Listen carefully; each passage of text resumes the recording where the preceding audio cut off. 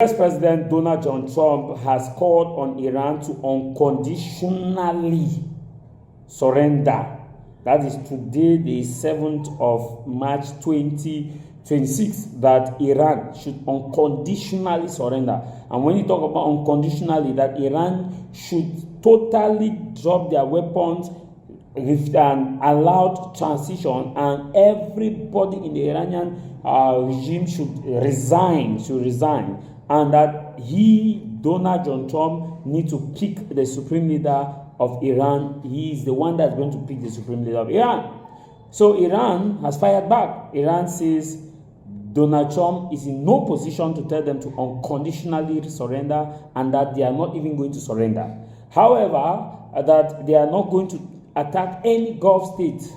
If they don't attack, if they are not being attacked, they will not attack. That is, if there is no attack coming from an air base from any of the Gulf states, they will not attack the Gulf state. As long as they are attacked, they will attack anybody. So, according to Donald Trump, he says that America has been able to achieve all what they needed to achieve as far as Iran is concerned, and that they are going to hit Iran very hard, and they are going to expand their scope of elimination of whoever needs to be taken out as far as the Iranian government is concerned. So Donald John Trump also made it clear that America's superiority must be felt, and also leaked out one of the secrets about attacking Iran. The secret is that it's all about weakening Iran, because Iran is the most powerful country in the Middle East, and because Iran is the most powerful country in the Middle East, only rival to American military, being that America will not take it. America cannot take it anymore. So America decided to launch the attack. And of course, now shifting our focus back to the tensions which are escalating in West Asia, and to understand what is to come next, we're joined on the broadcast by Omeros Kizilchik. He's a non-residential fellow at the Atlantic Council, and he joins us live from Ankara, Turkey. Thank you so much, Omer, for joining us on the broadcast. Thanks for having me. Now, Iran's President Masoud Pezeshkian has said that Tehran does not intend to attack neighboring countries, and in a major development post the apology and assurance by Iran, the cargo movement seems to be, back in the Strait of Hormuz. It appears to be resuming, but in the same breath, the president has also said that Iran does retain the ability to defend itself against Israeli and US aggression and has no plans to surrender whatsoever. How are you reading into these statements, and what does this mean for the region according to you? I mean, reading the statement by itself, it looks for me that the Iranian Pezeshkian president is actually giving himself some diplomatic maneuver room. So he basically said that they're targeting American bases only, which is factually not true, as we all know.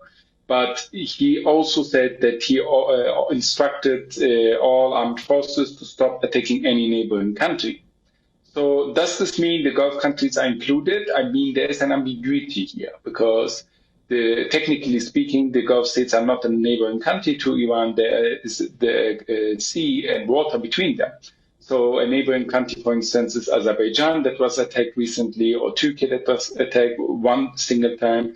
And this statement comes afterwards. So was the statement only in reference to Azerbaijan or Turkey, as Pezeshkian could claim if he wants to? Or does this include the region? I believe with this statement, what Pezeshkian is trying to do is more to give room for diplomacy and to give the Gulf states, the regional states, a motivation to convince the Trump administration to engage in ceasefire talks, rather than a real diplomatic assurance that there will be no attack from Iran towards these Gulf states anymore. Right, Omar, and we just heard the U.S. president, addressing the Shield of the Americas summit, where he said that U.S. has knocked down 42 Iranian ships. And we know the U.S. president has vowed to hit Iran very hard in the coming days and is expected to deploy a third aircraft carrier to the Middle East, where USS Gerald R. Ford and USS Abraham Lincoln are already stationed. Now, how do you read this move here? I mean, let's be frank here. The United States of America has achieved several and many tactical successes. But tactical successes by themselves don't mean much if they are not going and collecting themselves towards a strategic success.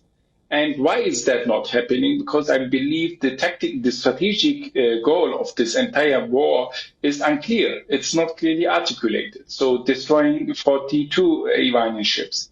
Would it change? Would anything change if the number was not 42, but two? Or would it change if the number was 400?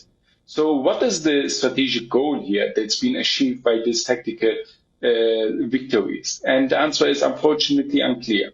And as long as this is the case, it will not change the picture if there is a third air carrier or not. If the US is ramping up its airstrikes against Iran.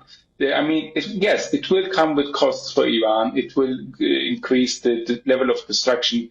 But the question is that what is the strategic goal of all of this military escalation? Is it Iran, the regime change in Iran? That's apparent now. This will very likely not happen by airstrikes from outside. And everything that we know from previous wars in the history of mankind, this is not a strategy that succeeds. It has never succeeded in the entirety of history of humankind. Or the second question is the goal to limit Iran's ballistic missile capabilities and nuclear capabilities and have Iranian regime change its foreign policy behavior?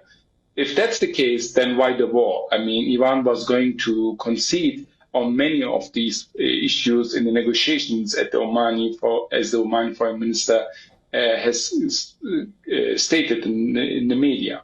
So this intransparency or this lack of a clear strategic goal is the main hurdle and the main issue that the United States of America is facing. They can achieve tactical victories everywhere, but it doesn't mean anything if there's no strategic goal. Right. Oh, we hear you. And while there is a lot of ambiguity surrounding the primary fundamental objectives of this war, we've also seen this ambiguity in many ways play out in Trump's favor. But at the same time, we know that if this war becomes prolonged, the political cost in the U.S. could rise sharply. We're looking at higher energy prices, which have already kicked in, mounting security risk, and of course, the American public's deep fatigue with these open-ended wars. Now, could domestic pressure eventually become a constraint on how far Washington is willing to go on Iran? I mean, this is the Iranian strategy. So Iran is basically hoping that by extending fire to the region and creating an international crisis in the economy, in the energy markets, and risking the security of the entire region, that the Trump administration will be forced to go towards a ceasefire deal. And here, even though the Trump administration is very clearly trying to strong-arm Iran, and they are showing bravado, we know that Trump is very keen and prone to changing his mind. So there is still the possibility for an off-ramp that Trump may eventually pursue if things are going to change. I mean, we have midterm elections in the United States of America in approximately 6 to 7 months.